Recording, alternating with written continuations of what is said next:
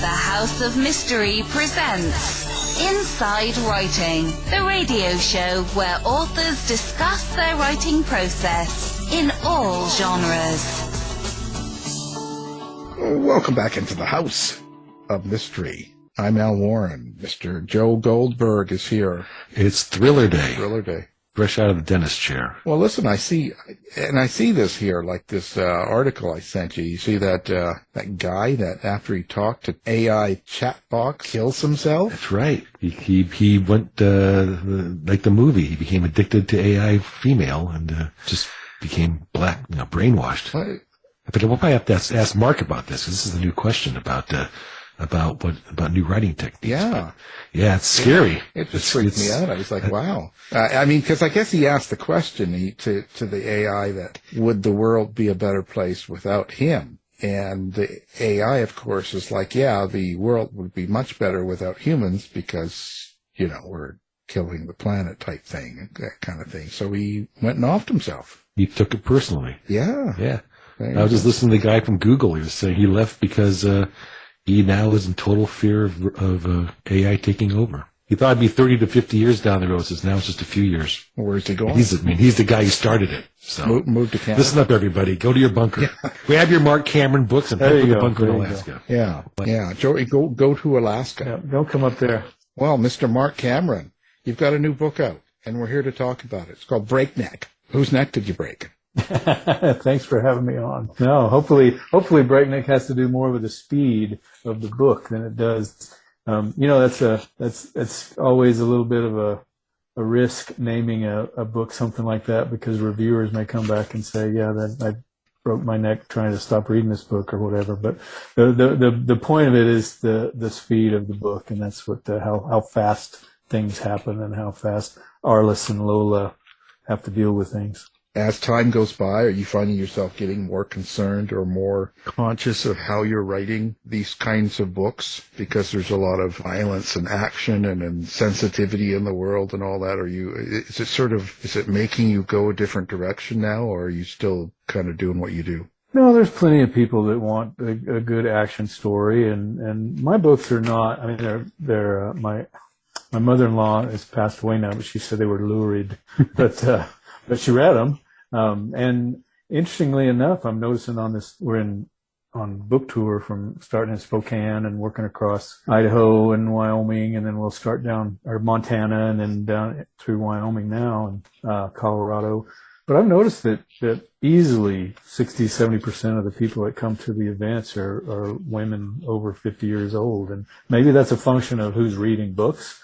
But it doesn't seem the violence and the mystery doesn't seem to be bothering them. So, I think there's, plus I live the kind of life that's, I think Joe led this kind of life as well, but I've lived the kind of life where I've seen the dark side of humanity, and I actually kind of pull back from that. I have plenty of that in it. I mean, my publisher calls these Alaskan noir books, and I think that's a fitting description, but at the same time, it's way worse.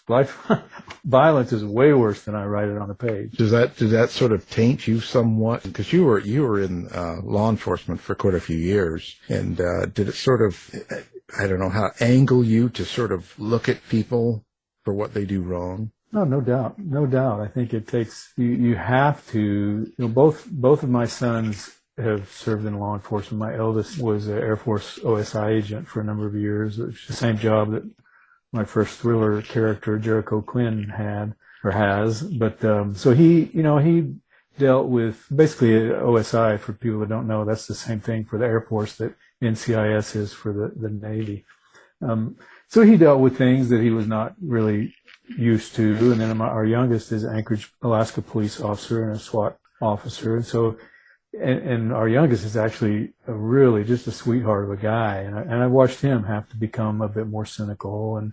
But they grew up with me as a dad and hearing stories around the dinner table. And, in fact, my youngest son, when he was just off of FTO or on FTO, so out of training academy, but on field training. So he had a senior officer following around with a microscope watching everything they do. And he called me kind of upset about 2 days into field training and said, "Dad, how come you never told me that guts look like bubble gum?" And I said, "Well, it's not something Mom let me talk about at the dinner table." But it sort of shocked him, and so I did hold back from them as they were growing up, but they also learned that, there is evil out there but not everybody is, and you have to be aware of it. I think the biggest thing I've learned what I try to put across in the books is you just have to be realistic. You have to look at things as they are, not the way you wish they were, to stay alive. And sometimes that comes across as very cynical. Well, that was kind of my question, is how do you balance, you have to read Marc's books, but how do you balance the realism with the fiction and then think about the reader as you're doing that? Are there things that you just say, no, or they need to know this, I need to write this in a fictional way? Yes and no. My father had glaucoma, and so for the last 10 years of his life, he was blind, he couldn't read, but he loved books, and of course he wanted to read my books. And so my sweet mother would read everything I wrote out loud to him. And so I did a lot of backspacing. I would write something out and think, oh my gosh, she can't read that out loud. But at the same time, my mom read to me when I was young. She read me Roots when I was 11. Whenever it came out, she read me all kinds of books that had, that were rough, that were real. So I really wasn't worried about her reading the violence. There was just certain words that I couldn't imagine her saying. So I just said them a different way. But I think about my audience, certainly, but what I try to do when I'm writing, and what I hope comes across, is I envision these characters. I know what they're like. I know how they would act. Then I think of the adventure, the mystery, whatever, and then I plunk those characters down in that situation and then allow them to be the way that it would be true to themselves. So if Arliss, for instance, would respond in a particularly violent way because of his past, always within the law, but certainly brutally, then I allow him to do that. And Lola the same way, and the same with my other books with Jericho Quinn or Jacques Thibodeau and the other books. They're not always going to seem, not always going to be within the bounds of the law. They're sort of an extrajudicial kind of a little over the top kind of a thriller. And it's the same way with writing the books for the Tom Clancy estate. I have to make sure that those characters respond the way that Tom Clancy envisioned them.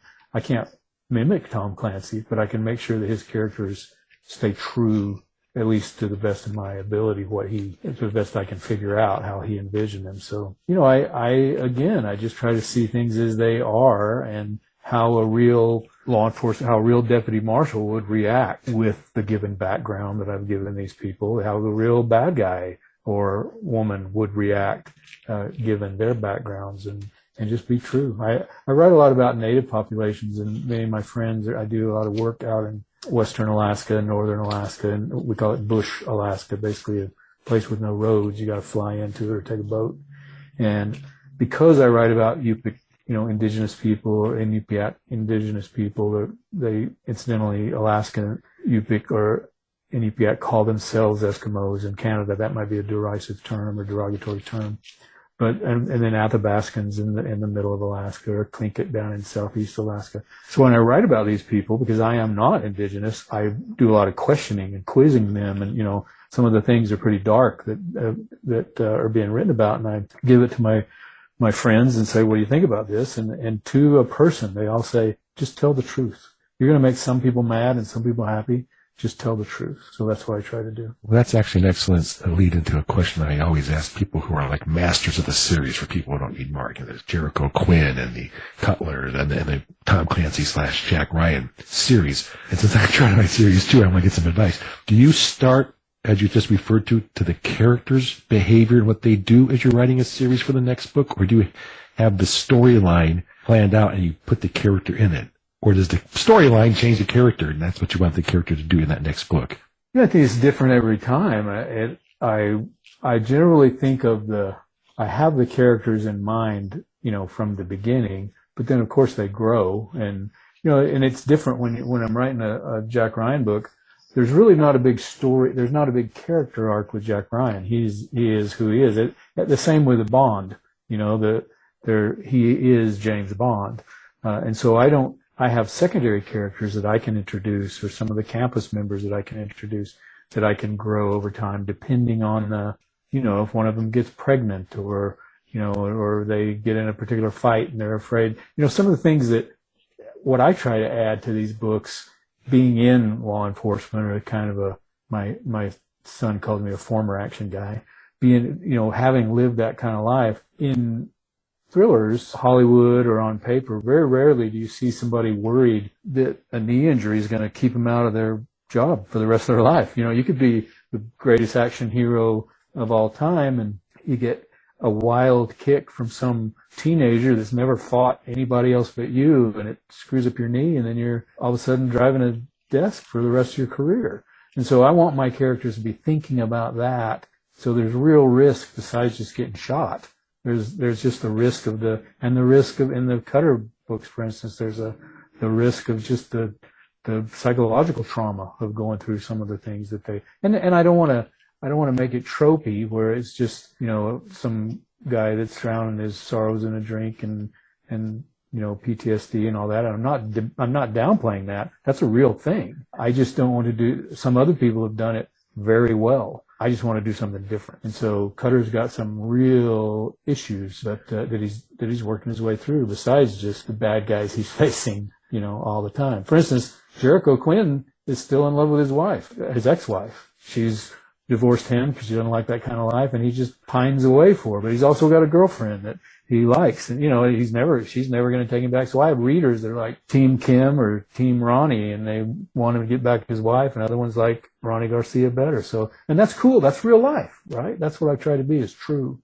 Do you find yourself using a lot of your own experience in some of these characters? Yeah, I do. I certainly don't base any of them on me. They're way cooler than I am. My kids would say. I listen to my son's talk. I listen to my daughter and her husband talk. My daughter both of them ride motorcycles. I ride motorcycles. My youngest rides motorcycles. So I put little pieces. I would say that I'm inspired by things that I've done and incident, mostly people I've met, more than basing them on anything. There's a couple of, there's Stone Cross, the second Arliss Cutter book, has a couple of altercations, a couple of fights that are pretty much blow for blow altercations that I've been in. So I was able to, look back on those. I was so fortunate to work with so many amazing people over the years, and then also meet some pretty rotten people over the years. People ask me all the time if I, they'll say like, you must really know a lot of evil people. Well, I really don't.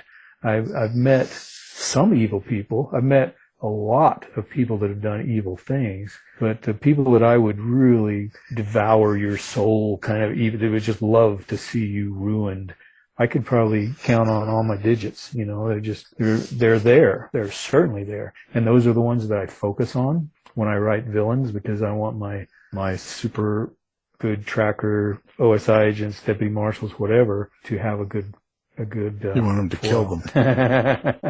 Well, ask the Al question. How do you deal with the bad characters yourself? I mean, do they change you? Do they impact you? Oh, yeah. I think, what did Robert Frost say? No tears in the writer, no tears in the reader. If I don't have a bit of a chill, I wrote a scene today where one of the female baddies in probably the big bad in the newest Clancy that I'm finishing up. It'll be my last Tom Clancy that I do. I'm kind of step away. But I was writing a scene today while my wife drives to these cities for the book tour, and I sit in the passenger seat and write. And I thought, oh wow, this is working. She is an evil woman. I need to feel that. I need to see, they're really over the top bad. At the same time, I want them to be grounded in reality and have not just all bad. I want them to have, interests and loves and hates and, desires and all that, besides just the Blofeld with the cat, only thing we ever see kind of. Do you have a problem? Or many. I have many. Yeah. Well, I was going to let's talk about your problems here. No, I mean, when you go to a Jack Ryan or, Tom Clancy and stuff, does it feel the same as when you're doing, an Arliss book? Like, what's the big differences there? Well, writing someone else's characters is when I say chore, it makes it sound bad, and I don't mean it that way, because these are, what I should say is just a heavy responsibility.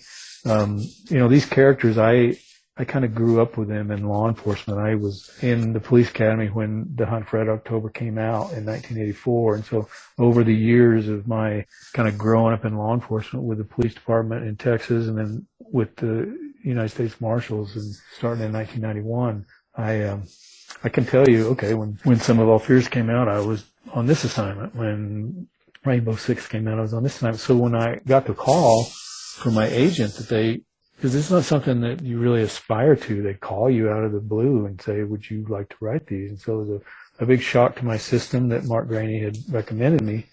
And when he stepped away, and I told Tom Colgan, the editor, that, man, I just can't do this. There's no way. I cannot write like Tom Clancy. And he said, well, don't try to write like Tom Clancy. Write a Mark Cameron book in the spirit of Tom Clancy. So he kind of talked me off the ledge a little bit. Even so, writing John Clark, he's a kind of a universal favorite of people that like Jack Ryan novels. So writing about John Clark, writing about Dean Chavez, that is such a responsibility that I spend an inordinate amount of time, I think, rewriting and going back, and would they really say this, or this is, and Clark is older now. He's much older than any books that Clancy himself wrote. And so as a grandfather myself, I might have Clark tear up, not having to whack a bad guy, but about his grandkids or just the life that he's watching them lead and how he's sort of at his twilight of his action career, So I spent a lot of time doing that, where with the Arliss cutters particularly, that's my life. And so I can go, I wouldn't say I'm Arliss at all. If you read the books, his grandfather is in a lot of flashbacks, and he calls him Grumpy because he couldn't say grandpa when he was a little boy. And the grandfather raised Arliss and his brother Ethan, who's in the book. Ethan's passed away before the series even starts. Accident up on the North Slope that might or might not be a murder. And so there's a lot of flashbacks about Grumpy. They quote a lot of Grumpy rules, these man rules to help them be good men as they grow up. But if I'm anybody in the books, I'm Grumpy. So I base myself on. I shouldn't say that. His character is inspired by my own grandfather, my own grandmother, but those are easier. They're still not what I would say easy to write, but I think the characters are more. Well, much of the research is already done from being out in Bush, Alaska, and living in Alaska for 25 years, and knowing so many Alaskans they're my friends. Right, you feel more of a part of it. Yeah. But the Clancys it's a great honor to have been able to write them and to be able to attach my name in tiny font down at the bottom of the books and just know that I get to have some say in what John Clark does and Jack Ryan does. But they're definitely a responsibility.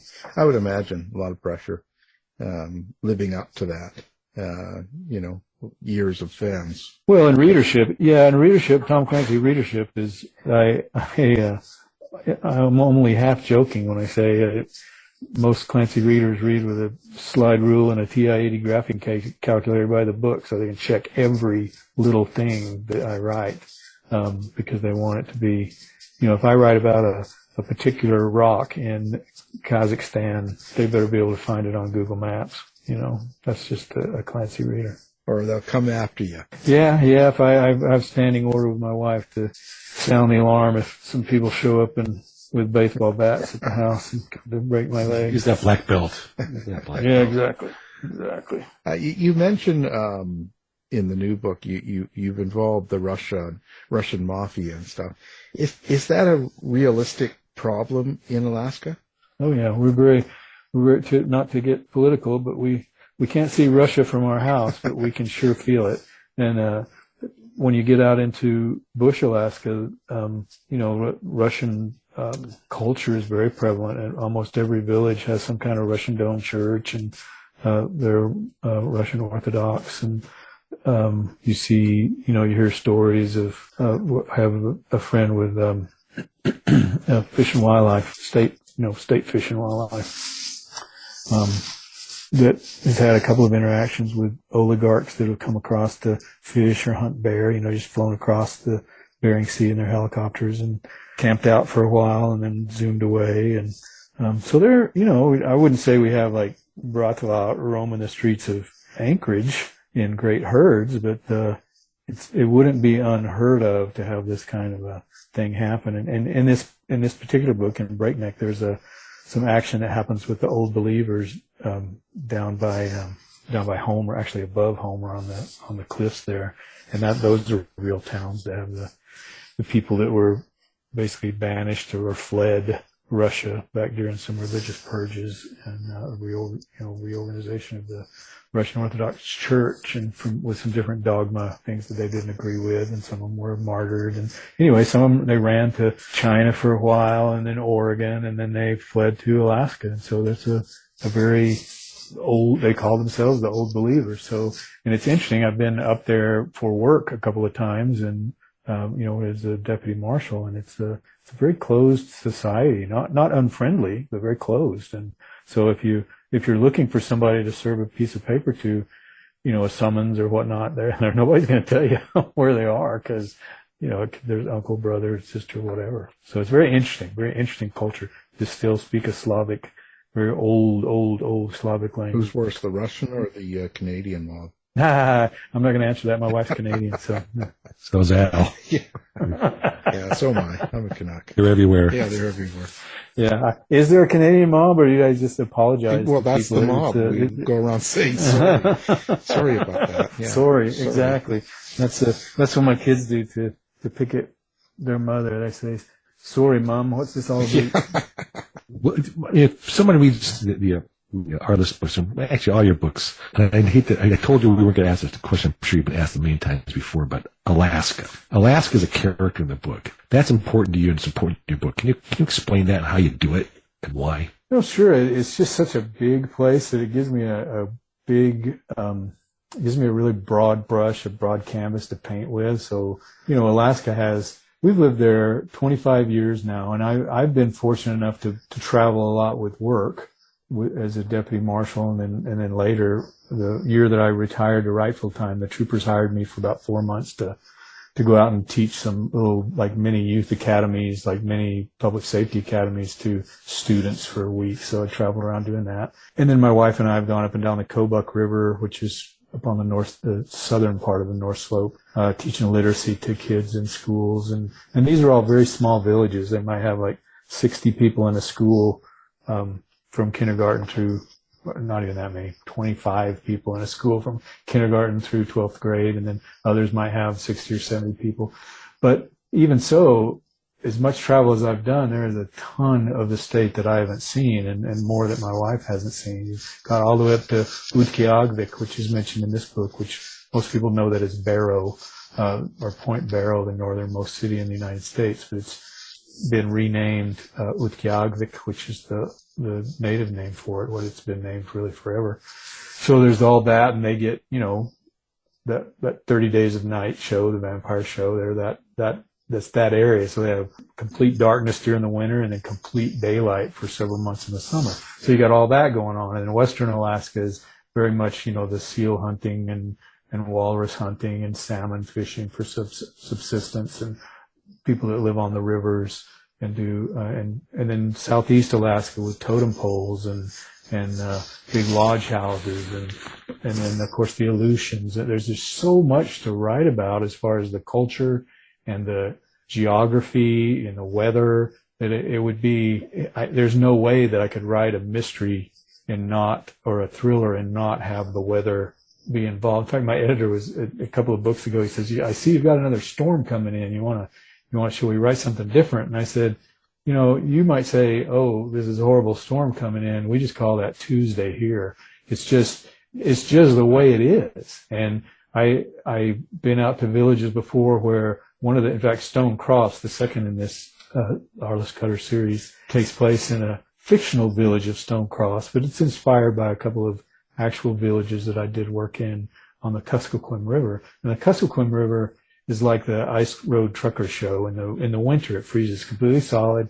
They put out road, speed limit signs and all that, and people ride their snow machines and trucks up and down the river to get to these villages. And then in the summer, they take boats. Well, in Breakup, you can't take a snow machine. You can't that's what you guys would call a snowmobile, but we call them snow machines.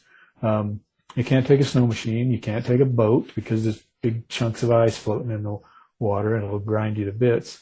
Can't take four-wheelers because everything's mushy, marshy and tundra and all that alongside the river. So the only way you can get there is by airplane, and then, bush plane. And if the fog rolls in, then you can't get there.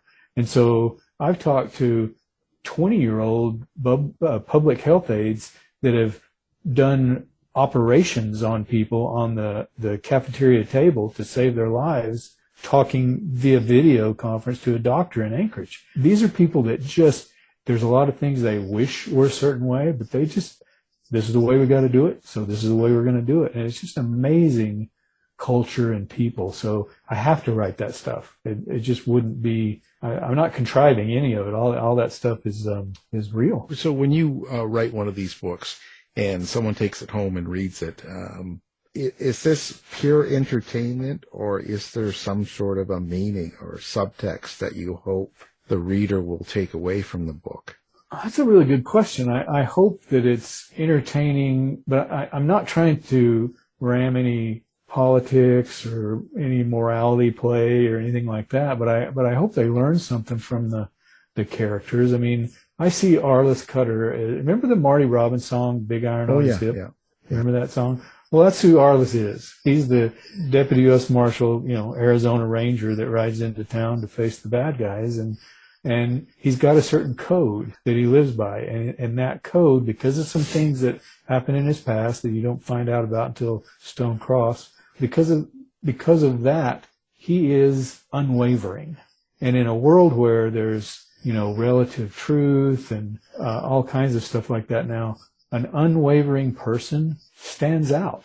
And, there's a sort of a thing that runs through these, is especially with so much talk about, police being overly violent or police brutality or all of that, which happens. I'm a 29-year law enforcement veteran, and I admit that it happens. I don't think it happens as often as we see portrayed, because that work is violent. And it's a recurring theme in these books where Lola will think, oh my gosh, Cutter's lost his crap here. He's going crazy. And he says, look, I could have shot this guy. I did not. The 2x4 was handy, and so I smacked him in the head with it. It looks violent to people around us, but what's worse, shooting him in the eye? So I want to make a kind of a person that I want to write about, the kind of a person that is unwavering in his morality and unwavering in his actions towards evil. And I have, as far as teaching the reader, and the way he treats women and young people and weaker people, as far as, when a bully is after somebody that's not a 6'2", 230-pound brawler like he is. He's learned from because he wasn't always big. He was a little runt in school, and he still was the same way when you look back at the flashbacks in the books. And so he learned from his grandfather and his older brother, this is the way to be. And so through the grumpy rules, through hopefully, showing, not telling, I hope I at least teach young men how to be good men, and young people how to be good people. Right. Well, and sometimes things will come up organically, some sort of a theme or a meaning that you didn't set out to write. It just happened. And I hope that's the way it works. I hope it's organic. I think if there was any other theme, it's what I've said a couple of times in this show, is that we really have to see things as they are, not as we wish they were. Well, but that also brings up, because you are writing fiction rather than nonfiction, kind of the advantages is you can make things happen or end more the way you want them to. Sure. And when I say things as they are rather than the way I wish they were, I mean life itself, evil people. Why, I don't think I've ever had a victim in some case that I was working that didn't say, why did this happen to me? I don't know why, but it did. And I've heard particularly one of those particularly evil people one of the ones that I would classify as evil, if I'm probably not in the shoes to judge that, but he sure seemed evil to me. I remember an FBI agent was asking him, and this guy was a serial killer, and an FBI agent asked him why. He was a younger FBI agent, and the bad guy was sort of recounting what he had done to this victim. And it just astounded this young FBI agent. Just kind of, you could see he was just mouth agape. And he, without even thinking about it, he said, why? Just kind of traumatized. And the bad guy looked at him and kind of smiled, and he said, that's the difference in me and you. You say, why? I say, why not? And I thought, okay, that's an evil guy. I'm gonna internalize a little bit of that and write it someday. But I think that so if I write that truthfully, okay, yeah, he's going to get caught in my books because I can make the end happen, right? But certainly, in a perfect world, he wouldn't commit any of that mayhem, and I have to be truthful about that he is an evil man, and he's not going to let everybody slide until the police catch him. Did you ever think about stepping back from the thriller, this kind of thriller genre, and maybe write something else? Kill a Mockingbird and You Fly? Yeah, no, I think I have a couple of YA ideas I'd like to do, but they're thrillers. I mean, I think life is thrilling, and life told truthfully. I mean, my daughter-in-law is a, Bronte sisters kind of reader, and I think she wants me to write a romance, and there's no way. I think there's romance in my books, real life romance, but I don't generally, when I'm thinking of writing, I would say when I'm opening the book, I think, okay, this is a thriller. I've got to start this a certain way. Like my editor says, on the Cutters and on the Quinn, start with a massacre and build from there, right? So I think, okay, there's a thriller. In fact, my youngest son, when he was reading the second Jericho Quinn book, he wrote me a letter. It's called Act of Terror, and he wrote me a letter after he read it. He was away at college, and he said, Dad, I hope that someday I can wheelie a Royal Enfield motorcycle into oncoming gunfire to save the girl. And I thought, well, that really typifies my writing style, I guess. That's what I want to get across in these books. But at the same time, I don't set out to write a thriller. I set out to write a story that I think is real for these characters, and they're action people, so hopefully it becomes thrilling. But I let the bookstores and the publisher decide what genre it's in. You sound very close to your character, Arliss. Like it sounds like. How do you? Let's just say this. How do you describe your relationship with Arliss? Nobody's ever asked me that before. I don't know. You're on NBC. I look up to him. I think Arliss is an amalgam of all the great men that I've met and women that I've met over the years, the law enforcement folks, that I've been able to work with over the years in the military and law enforcement, and I've molded them together. And he's stoic. He's doesn't smile very much. So I guess I do share that with him. I'm not a big smiler. He's a tracker. He does all the things I wish I could do well. I do, I am a tracker. I was a tracker for the Marshal Service. I do consider myself an outdoorsman. I do certainly love my grandkids. And so I spend time cooking with them, and he spends time cooking with his nephews. But I'm not him, and I don't try to channel myself through him. If anything, I try to channel the wisdom from my own grandfather through him, so that someday when my grandkids are old enough to read this kind of book, then they'll maybe learn a bit about how to chase bad guys and track fugitives through the woods, or track anybody and cook creamy scrambled eggs, or make French onion soup, or whatever else Arliss does in the books. See, that's why I say there's a theme that is his family. You got that family relationship thing running through all your books. Yeah, I appreciate that. I think that comes out, and that's almost the glue that kind of holds all the other stuff kind of together, is that humanity family relationship piece. Well, I think that's I'm glad you say that, because and again, people write different kind of characters, and that's great. They do well. For me, having spent this much time in law enforcement, of course there were divorced people and people with, broken marriages and alcohol problems and PTSD and trauma. And those were real, true issues that my good friends of mine have. And so I don't in any way mean to make light of them. But when I'm writing a character, I want to point out that there's a heck of a lot of happily married cops as well. and they don't go from port to port with this, a new girl in every city, and you can be a you can be a family person and still solve crime and still chase bad guys. Now Arliss does have, because he and Mim haven't gotten together yet, or I guess we're trying to see if that's going to happen. His sister-in-law, who's widowed and he's had a crush on since they were 16. There is that issue that he plays with, but he's been married 4 times and had a wife die of cancer, and so he's dealing with some relationship issues along the way. And so he'll have girls that look at him, and I just want to make him real. But I also, at the end of the day, he just wants a family. And so many of my friends, and I've been very fortunate, been married to the same woman for 39 years, and she's supported me in my writing and my law enforcement career. And in fact, just a really quick aside, as far as a law enforcement wife goes, I think oftentimes we don't give enough kudos to law enforcement spouses and what they have to go through. But when our youngest was out of the academy, spent almost half a year on field training, so he always had that person with him. So he's on his own for the first time by himself on midnight shift. And he's our baby, he's 24, 25 at the time, 24.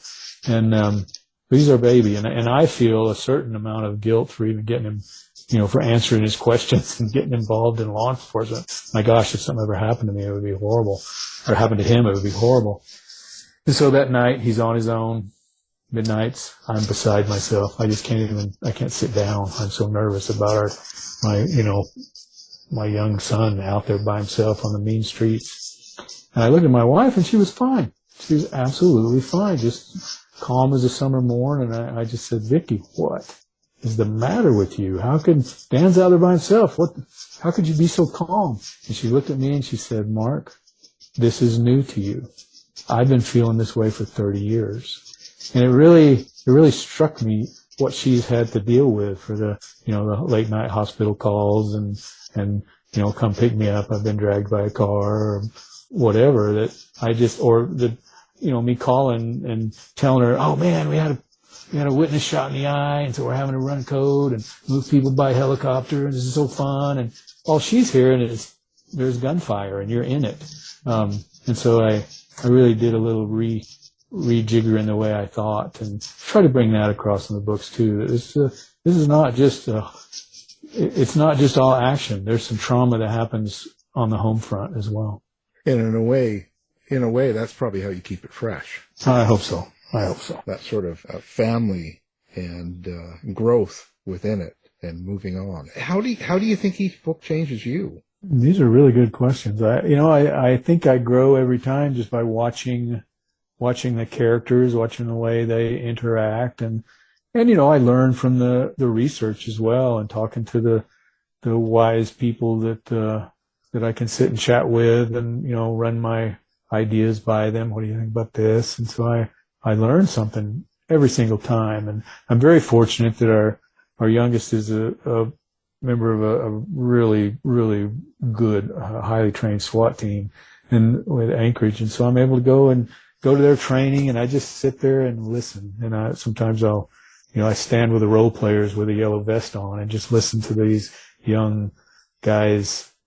It really does my heart good to see what good quality folks are out there on the front lines now, because there is a certain way of thinking in the zeitgeist right now about police officers, and why. And in fact, even I'm on a couple of I dated myself saying message boards, but a couple of social media pages. I was incidentally never on a message board. But yeah, exactly. But, on a couple of social media pages with retired deputy marshals and other retired folks. And there's just a lot of, why would anybody do this now? Why would you face, well, I would do it again because I see law enforcement as a calling. And many, many times I'll have people at a book event or, my publisher or somebody will say, man, you're doing well. This is your dream come true. This is the best job in the world. And yes, being a novelist full time, doing arguably, some success. Yes, it is an incredible job, and I feel very fortunate. but I already had my dream job. I already had the best job in the world. To me, I miss being a deputy U.S. Marshal every day. I miss the people. Don't miss the politics very much, but I do miss the mission, and I miss the people. So that was my dream job. Being a full-time novelist, that's the second best job in the world. I think I'm happy to have it. I think that a lot of differences that are around in the country, like thoughts on police and stuff, a lot of it is because you don't know what it's like to be there, if you haven't done it. And I think that's sort of something a lot of people forget. No, that's very true. It can be a violent job, and we as that blue line could do a better job of getting, being, because you do have a tendency to seem and even be a bit cynical. My wife remember that cartoon Ziggy, the little short bald dude in the Sunday paper? Call it Allie. Years ago. Me too. You haven't seen my picture. I'm Ziggy with a beard, but the little short guy with a beard and a big nose. Anyway, there's a Ziggy cartoon, and it shows him on the side of the street, and this police car rides by, and they're both glaring at him. And on the side of the car, it says, "We're cops and you're not." And I don't know if she gave it to me as a warning or what, but we do have a tendency to be a bit insular. And, I've been to several trainings for leadership trainings, and to their credit, the leadership schools won't let two law enforcement officers go at the same time because they know we would bond together and not talk to anyone else because, they don't understand what we have to go through. And I think we would be better served. And I think some departments are really doing it. I know Anchorage does this, and some departments are learning that we would all be better served if and I'm not talking about touchy-feely outreach, but some sort of turning outbound and saying, we're people. We got our kids in school, we have hopes and dreams and like to ski or hunt or fish or snow machine or whatever like the rest of you. And I think it would help sort of bridge that gap a little bit because we need law enforcement. And again, like I said, I would do it over again in a heartbeat, and I'm proud of my kids. You got the job. We'll hire you. We're doing it as well. I'm a little long in the tooth for it now. And I could, what's that Toby Keith song? I'm as good once as I ever was, but after one night I would be peeing blood and traction and all that stuff. So, do you ever get surprised with what some of the readers pick out in your book at times or spot? Yeah. Last night at an event in Riverton, a lady said that she was reading Breakneck, and she said it made her hungry. I said, okay, that's surprising to me. Yeah, but people have their little bits and pieces of things that they like, little turn of a phrase of a character they like. I don't read my own reviews very often at all, but I'm glad to get reviews. So people have to email me or come to the event to really get to interact with me that way, and I'm happy to have that happen. But by the time a book comes out, sometimes people will ask me, and you guys probably have this same phenomenon. I'll be out talking about a book in an event, and they'll ask me about it. Yeah. Well, I'm already 2 books down the road, and I'm trying to remember what, and one lady said, "Well, tell me about so-and-so, so-and-so." And I'm like, I'm not sure you read the right book. Maybe you're talking about somebody else's book. She goes, "No, it's the guy that came out of the woods and he's a hermit." And I said, "Well, yeah, that guy." Oh, I couldn't remember what his name was. Tom. Yep. Yeah, that's him.